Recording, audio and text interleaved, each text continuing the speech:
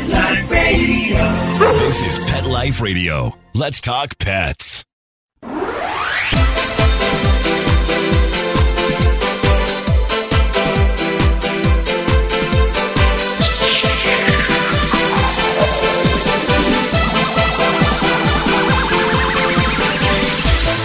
Hello, you're listening to Animal Party, Pet Life Radio with me, Deb Wolf, and I've invited back to the show Liz White, and she is from the Animal Protection Party of Canada. Welcome back to the show, Liz. Thank you for having me. It's wonderful. Oh, it's so good to have you. It's just a fresh insight and look at things and some big picture thinking, which I really welcome. So I went to your site last month when I was talking with you and learning about the Animal Protection Party of Canada. And I noticed you have several different objectives going for farm animals and to help research animals, hunting, fishing, trapping. So I just wanted to let people know what you're up to.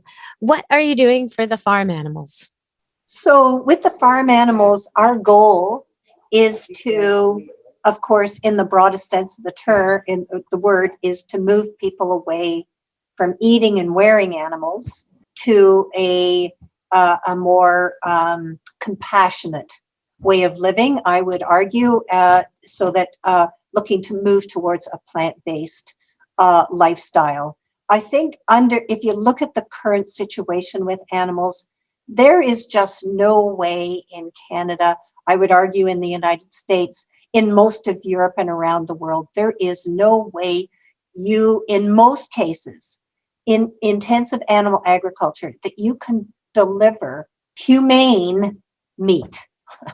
It's not possible because for a variety of different reasons, largely because it's intensive rearing. And so it's about demand for cheap meat products and all that sort of stuff. And so what is expended in that whole process is animal welfare issues. So, we look at things like, would you transport animals in extreme weather conditions? Well, the answer to that is yes. Even if the birds freeze on the truck, you have to get them to the slaughterhouse, because if you don't, there won't be enough meat at the supermarkets for people to eat.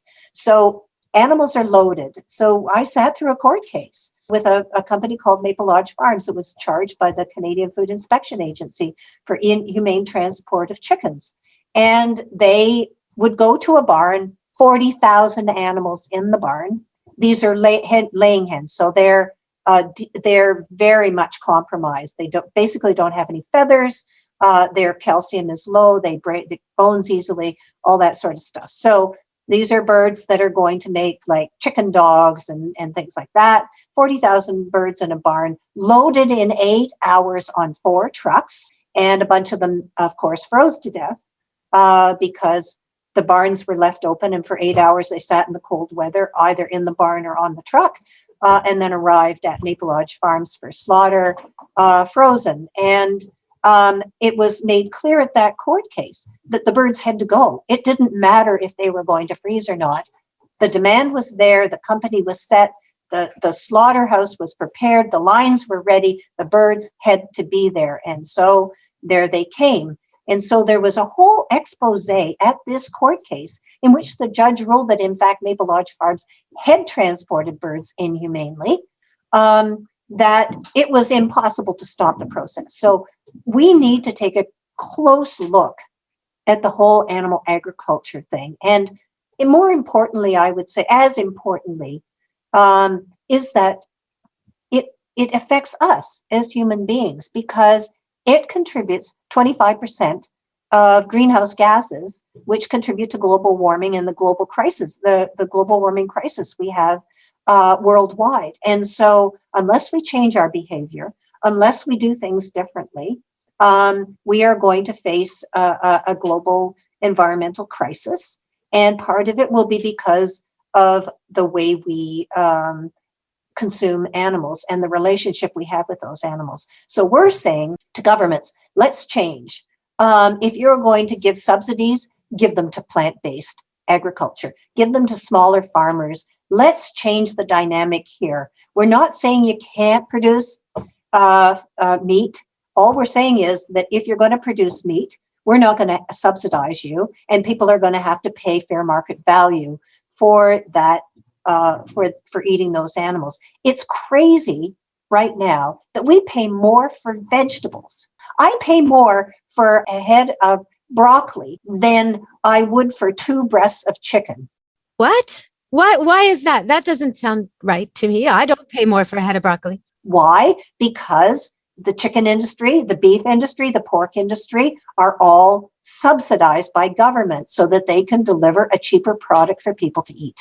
And so you look at those subsidies and you think, why don't we give those subsidies to people who grow cauliflower, broccoli, tomatoes? Well, what about a forgiveness of income tax or something like that, property tax for every person who pulls out their stupid grass lawn and plants a vegetable garden? Pardon me, but this just drives me crazy. I see lawns and lawns and lawns and lawns. What's the point of that? Grow some food, will ya? Well, I think that's exactly, it's a rethinking of issues. People talk about fruits. Or even grow some wildflowers for the birds and the bees. Like, just grow something that's useful, please. Not this just water sucking uniform crop that nobody eats. Like, what is that? What's the love of grass? I mean, okay, now we're going to get into golf courses. I'm going to have to do a little thing on golf courses. I do not like golf courses. We're going to come back from break and hear why I don't like golf courses. I know this is a little off Liz White's list of things to cover for the Animal Protection Party of Canada. But we had her on a month ago, and she told us how they're making a difference in Canada and how politics is part of this. You can't be apolitical and expect to make change. And so they're a political party in Canada that stands up for the animals and makes sure that animals get on the agenda. And we're going to come back from break and talk about golf courses. If you're a golf person, if you love golf, you're not going to like what I'm going to say. Stay tuned to Animal Party on Pet Life Radio. How many of you have pets? My hand's raised. Now think about how lucky you are to have such a sweet little pet in your life, and that pet is lucky to have you too. But unfortunately, there are countless pets out there that don't have a home to call their own. However, Bob's from Skechers is trying to change that. So we developed Bob's for dogs and cats to help pets in need. With every purchase of adorable Bob's footwear or fun, stylish apparel, or even the cutest Bob's pet accessories, Skechers makes a donation to Petco Love to help save shelter pets. And with your help, we've already saved the lives of over 1 million pets and raised over $7 million. So while you're getting style and comfort with features like Skechers' famous memory foam cushioning, you're also helping to save an adorable pet in need and helping another lucky owner be connected with a future best friend and companion, because happiness is having a loving pet by your side. Find Bob's at a Skechers store, Skechers.com, select Petco locations, or wherever stylish footwear is sold. Let's Talk Pets on PetLifeRadio.com.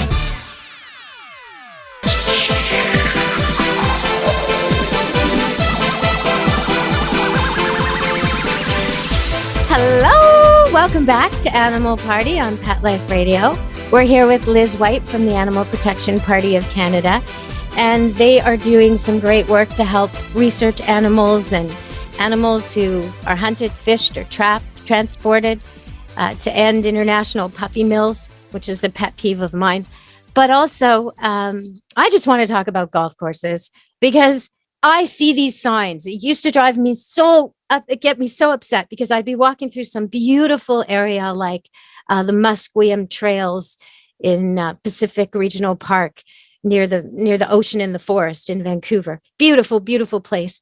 And I'd see these stupid little signs that would tell me that my dogs are destroying the salmon eggs. My dogs are the cause of the salmon problem. This is right next to the Musqueam Golf Course, which is irrigated and full of pesticides and constantly draining into these little tiny creeks and beautiful places where the salmon are supposed to hatch. And are there no coyotes? Are there no wolves or foxes? Are there no animals in this woods traveling through the creeks? Why would a dog disturb the salmon eggs when you're flooding it with pesticides? That's what I want to know. And if you think that in Florida, you don't have a golf course problem, you got red tide. Why do you have red tide? Because the pesticides are flooding out of those darn golf courses. Come on. You want to play golf? Make it challenging. Try it in an actual meadow instead of this stupid manicured thing you create that pollutes everything around it. Okay, I will stop, Liz. I'm sorry. It's your turn. If you want to clarify something there, maybe I'm wrong on something, but the golf courses really, really make me upset. Well, I think all of what you talked about with golf courses is correct. One of the things that we actively do, although it's our nonprofit organization, the Animal Alliance of Canada, that works more on this, is to see if we can get people to think about relationships with wildlife differently, and that often is on golf courses. So golf courses often have to deal with coyotes, often beaver, certainly in Florida, alligators, crocodiles, all those sorts of animals that are attracted to the patches of water and stuff that are on golf courses. Yeah. So we're working, we're working to build a compendium of documents that talk about how to manage wildlife from a non-lethal manner. And in doing so, we did one on Canada geese quite a number of years ago, and looked at what was called an eco-friendly golf course. So they don't pesticide and they don't fertilize. They leave everything pretty much in its original state, like wildflowers and trees and everything. And the greens and stuff are just simply mowed. And the fairways are simply mowed and as narrow as they can possibly be. So it was a completely different look at a golf course. And in fact, that golf course, of course, attracted all kinds of wildlife. Yeah. Hummingbirds. Oh my gosh. Where is this golf course? Now that I've mentioned, I can't remember where it is in our manual. Because it would be so much more enjoyable to spend a day there than on the manicured type. It's in the States, I think, somewhere, but I can't remember where. The big conflict on golf courses is Canada geese, because they love grass that's been cut and they will go there and eat. And some of the golfers don't like what they leave behind from eating the geese. Yeah, they have huge poop. They do. And they can be aggressive. But I want to know, like in California, they were giving them pellets to sterilize them. In other places, they've been killing them. What's going on with the Canada geese? Are they still being attacked like that? Oh, yeah. I mean, in BC, in Vernon, BC, they're planning a cull of, I think, several hundred geese. They're spending about $40,000 to do it because the geese come there when they molt and people don't like them in the park. So Vernon is planning to kill, I believe Kelowna is as well. So all of a sudden, where we beat that back in the East, that's sort of a growing movement in the West. And so we're in the process of trying to figure out how to advise the councils to do it differently. And there's all kinds of examples of places that have managed these birds differently without any culling. So, whether we can convince them or not, we'll see. But I guess it'll be a political fight. It always strikes me, I know your organization is all about veganism, but it always strikes me as a tremendous waste when they take something like that and kill it when there's hungry people who would want to eat it. I don't understand that disconnect. And I don't understand a lot of what motivates the people who kill these animals. And if they're, as far as your party is concerned, when there is an overwhelming population outbreak, is the sterilization pellet a solution, or is killing them or sterilizing them not a solution either? No, I think we don't know what all the non-lethal possibilities are. But for example, in deer, where we're dealing with people who want to kill tons of deer in the East Kootenays in BC, where we've had communities that have had ongoing culls since 2011, we're saying try an immunocontraceptive. Try something different. We tried a relocation program, and we helped pay for part of that relocation program. We bought radio collars for the deer, anything to try and stop the killing. See, now there's another one of these things where I just scratch my head, because in some of these areas you're naming, it is really forbidden to allow your dog to chase a deer. Really, like they'll take it away. Your dog will be gone if it does it more than a couple times. But isn't that what they need? Dogs to chase these deers out of the communities humans live in, keep them in the woods. It seems to be a more sensible solution than a massive murder. Well, it's interesting, Deb, that you say that, because when those communities had no bylaws for dogs, so many dogs are running at large in the communities off leash, and the deer concerns were less. Oh yeah, I'll bet, because dogs chase deer, which, okay, not the best if your deer are endangered, but kind of good if you're overwhelmed with them, right? Well, I think that the difficulty is that the dogs were often chasing them out into the highway and to other places where there were collisions. So I think managing the population in that regard, but it's pretty simple. In Oak Bay, for example, one of the places in Victoria. Very posh you're talking about, yes. They had 1 year of a deer cull. There was a big uprising, and now they're doing a immunocontraceptive program. It's in its third year. It seems to be very successful. So it's an experimental kind of thing, because the immunocontraceptive isn't approved for full use in Canada, but we're asking now that other communities be able to use it in a similar way, because it's non-lethal. The deer go on and live their lives. They just don't have a lot of young. Well, what happens if someone hunts and eats one of those deer? Do they then have fertility issues or hormonal issues or anything like that? That's the argument that that many people are saying. But any animal that has had an immunocontraceptive, is part of an immunocontraceptive program, is tagged. So they have ear tags. So you don't have to shoot an animal with an ear tag. Yeah, that's true. That's true. Okay, we're going to go to break and come back and talk some more with Liz White from the Animal Protection Party of Canada. Stay tuned to Animal Party on Pet Life Radio with me, Deborah. Take a bite out of your competition.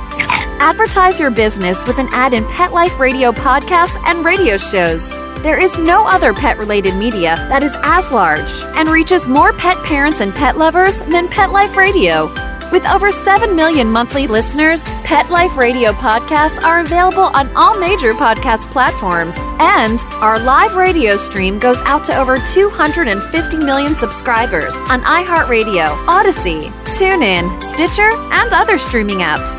For more information on how you can advertise on the #1 pet podcast and radio network, visit PetLifeRadio.com/advertise today. Let's talk pets. Let's talk pets On Pet Life Radio. Pet Life Radio. PetLifeRadio.com.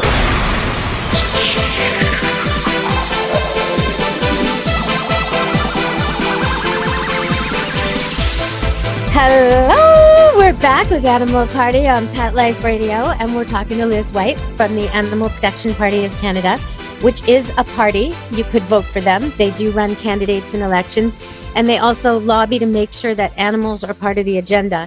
And we're talking now, we're getting into my kind of territory. We're going to talk about dogs and pound release and research. I want to hear about this. It's been years since I've even wrap my head around this issue. What's going on with this, Liz? All us animal people, the people who listen to my show, usually have dogs and cats of their own, very connected to their own animals. They listen to the show to find out how to train them better, or to find out interesting facts about how they think and how they work, and how to communicate without words, or how to get your dog to do what he wants, or figure out what he wants, or to do what you want, this kind of thing. And the idea that our dog or our cat could somehow be taken from a backyard and end up in research, or worse, or something could happen to a dog like ours, just terrifying. So what's going on with this? I hate this, but we're going to talk about it. 31 years ago, I found out that, in fact, people's pet dogs were used in research. It started in Ontario, and then we looked at the rest of Canada. And sadly, after 30 years of working on this issue, the same thing is happening. So across Canada, maybe, I can't remember which year it was, but it's around 15,000 dogs and cats are used in research laboratories. These are pet dogs and cats that are used in research laboratories across Canada. Ontario is the only province that has legislation that mandates the use of pets in research and sets it out in law. I don't understand what you mean. They take your pet when it dies and they do an autopsy and they use the research? Because I've signed a pet over for that. A dog with cancer that died years ago when I was a kid, and they use the research, and I'm okay with that. That's not what you're talking about, though, is it? No, we're talking about, so let's say you went out for a walk with your dog got scared and ran off, and you couldn't find your dog, but somebody did find your dog and turned it into the local shelter. Okay. If that local shelter is requisitioned, is asked by a research facility to give up those animals, and the shelter is agreeable to that, then your animal, if you don't find that animal, could end up in a research laboratory some 72 hours or so after you lost that animal. So it depends on the situation. But, And you're talking dogs and cats. Talking dogs and cats. So there's two ways in which dogs and cats can get there. If they get lost and they're impounded because they're running at large in a community, those animals can go to research. And as we know, in the city of Winnipeg, years ago, the city of Winnipeg had a contract with the University of Manitoba to give their dogs, they did 200 to 300 dogs a year, to University of Manitoba to do whatever University of Manitoba was going to do with those dogs and then kill them. So we know it goes on, and we know that there are animals that are, most of the animals, I did all the Freedom of Information searches through the city of Winnipeg. Most of the puppies that went were puppies. Most of the dogs that went were puppies, young, animals that were a little bit rambunctious, a little bit difficult to, because they were young and rambunctious. Most of them that went to research were all very young animals. And clearly, some of them came with embroidered collars and tags and the whole thing. And those animals went to research. So those were animals that were impounded. They were running at large. But if you decide to relinquish your animal to a shelter because, say, you have cancer, you have nobody to give your animal to, you give your... Someone dies and they leave their dog. Yeah. Those animals can go directly to a research facility and be used for research. Now, in Canada, most of the dogs and cats that were pets that end up in research facilities are simply used to train veterinary technicians, veterinarians, medical students, and so on. So they're used for physical things. So repeated intubations, breaking and resetting legs, all sorts of those sorts of things. And at the end of it, they're not adopted out, they're disposed of.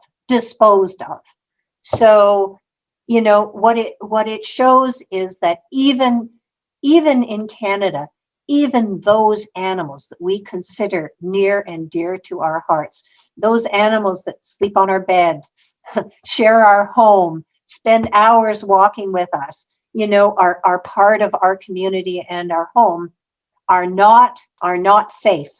Okay, so Liz, you're talking about Canada, but I just want to ask you, is the picture any better in the United States? No, it isn't. They use about 50,000 dogs and cats a year, I believe, in the United States. So given the size of the country, it's probably lower in percentage-wise, but they still use them. And they use them in many labs, as PETA and other organizations have shown, the Physicians Committee for Responsible Medicine, that some of these animals are used in pretty terrible experiments. And so, these are animals. I mean, most people, when you talk about this stuff, think that wouldn't happen to our pets. It wouldn't happen to our pets. It's not true. The amount of time that we have trouble convincing people that, in fact, their dog or their cat is not safe in their community is something people simply can't believe. But at the end of the day, we dealt with a dog named Royal. He wandered off his property. He's 13. He had an embroidered collar with his name on. He had dog tags. He had been treated for hot spots. He'd been groomed. He had his nails clipped. He wandered off his property. The person who picked him up didn't know where he belonged, so they called the local animal control. The local animal control picked that Royal up, and within hours of ending up at the pound, he was sold to research. And he walked off the truck at age 13. They said, too old for research. They killed him on the spot. And nobody had a chance. The person who passionately loved this dog, had no chance to find him and save him. And so you realize when you look at that situation that animals are just not safe anywhere. Wow.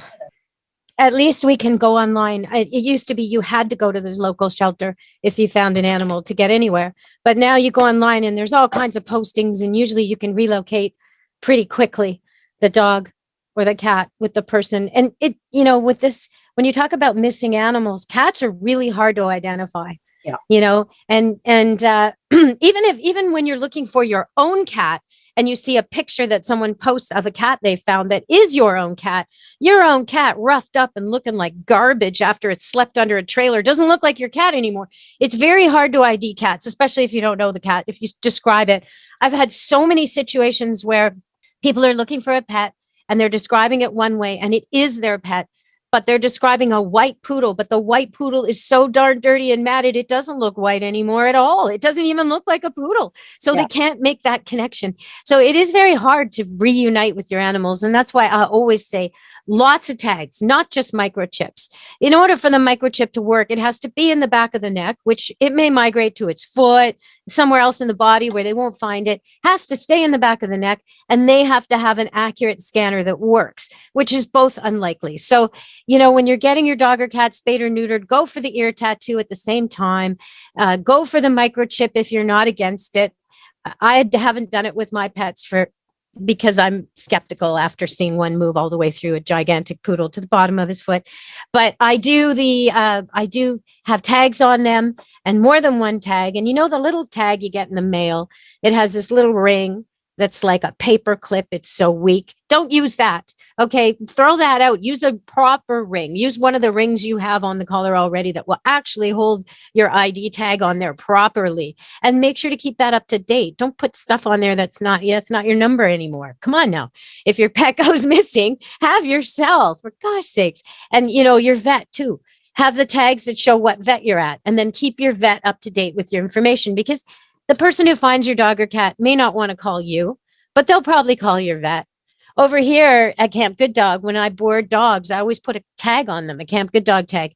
And if the dog gets lost, I get the call way more than the owners, because they'd rather just call it, impartial stranger, not get involved in anything. They don't know. And I'll come get the dog and then call the owner, bring the dog home. It's very happy. A lot of dogs escape. A lot of cats escape. People aren't as vigilant as they think. So, these are opportunistic, very smart animals, very clever. One day they don't know how to use the latch. The next day they do. So, keep them ID'd. Okay. So that was a little off topic, Liz. I know we're ending right now. This is our second show, and we talked about pound release and research. We never got to what you're doing to help with the importation of puppy mill dogs. What's going on with that? Well, it's been a campaign that we waged very early in the start of our nonprofit organization, where we were able to get a ban on the import of dogs that were genetically compromised or had some infectious disease, and that resulted in the number of dogs coming across the border from the United States to drop dramatically. When that happened, we went from province to province to say, look, if we need legislation in each province that bans puppy mills, and in order to prevent the industry from popping up here. Of course, the provinces didn't really want to do that, and so places like Quebec and Ontario, are heavily puppy milled and producing lots of animals. And now we see that there are huge numbers of animals coming from other countries, and that has very real implications for these animals. I don't know whether you saw, but at Pearson Airport a number of months ago, the French bulldogs, quite a large number of them came, and about 38 of them died. Oh my God. And they probably shouldn't have even been traveling. No, they were too young and not properly, all the sort of stuff that not to do with these little animals. but the demand is great. And so when we're in this situation, we need legislation that prohibits the import of these animals. I see it from a different direction. I see it from the people who are so disappointed after they've been ripped off and they've spent so much money and the dog never comes, that's I've just got a call like that yesterday. Yeah. And there was the worst ones are when they have a special needs kid and they spend maybe 10 grand for some special dog that's supposed to solve all their kids' problems and detect seizures and, everything under the sun. And they wait and they wait and they wait and the kid's homeschooled waiting to go to school and the dog never comes because they rip them off. I see that. I also see that those foreign breeders sometimes do send a puppy, but either the journey messes it up or they're picking their worst, because why wouldn't they? You really need to go and meet the people and meet the parents when you're buying a puppy and see they're healthy and happy and they want to meet you and their tails are wagging. They look bright-eyed and bushy-tailed and friendly. If anybody's not, then walk away. That's not good. Use your common sense. The problem, Deb, is that, I deal with people all the time who go, bought a dog off Kijiji or, met somebody in a parking lot and picked up a puppy and, and the puppy had problems. It's pretty hard. You have to be pretty hard-hearted to say, okay, I'm just taking this puppy back, because you know what's going to happen to that animal. Oh, yes. Oh, no, you're locked in. You're locked in then. And what I saw too was when there's many, many people here who are just so loving and they go on a vacation somewhere like Thailand or Mexico and they fall in love with some street dog that's a real opportunist, real good dog, real smart, real clever, susses them out in no time. And they end up bringing it here. But sometimes with it comes god-awful parasites and diseases that our vets don't know how to deal with. And it's months of some kind of weird mange and worms and health problem after health problem after health problem. Okay, I understand the need to rescue, but there are so many rescue animals here. Even during Corona, there are. It's true. You can find bad apples on Kijiji, but you can also find rescue dogs there. You could also find good breeders there. I just want to make sure people meet, really do your due diligence. Don't go buy websites and order online when it comes to pets. It's really important to see they're healthy and happy and clean, that their area is clean, that you feel good about it is really important. And that we don't support industries like that. Yeah. Don't give money to industries like that. That's right. That's right. It used to be this kind of thing was at the flea market. Like there were versions of this or pet stores where you would go in and there'd be 10 puppies from 10 different litters all mixing together underage. And it would just make me go, oh no, what diseases are they exchanging? This is terrible, but now it's gone online. So we just have to beware and be smart about it. Well, thank you so much for joining me today, Liz. Thank you for having me. It's been wonderful. We're going to post beside and we're going to have links to your website. But just so could you just let people know what's the best way to find out more about your party? Is to go to the animalprotectionparty.ca. Okay. And if you're interested in other issues, our other organization is animalalliance.ca. So you could go to both. Thank you very much for joining us today. I really appreciate it. Thanks, Deb. Have a great day. Okay, you too. All right, everybody. From me, Deb Wolf, and Animal Party and Pet Life Radio, be good to your animals. Let's Talk Pets, every week on demand, only on PetLifeRadio.com.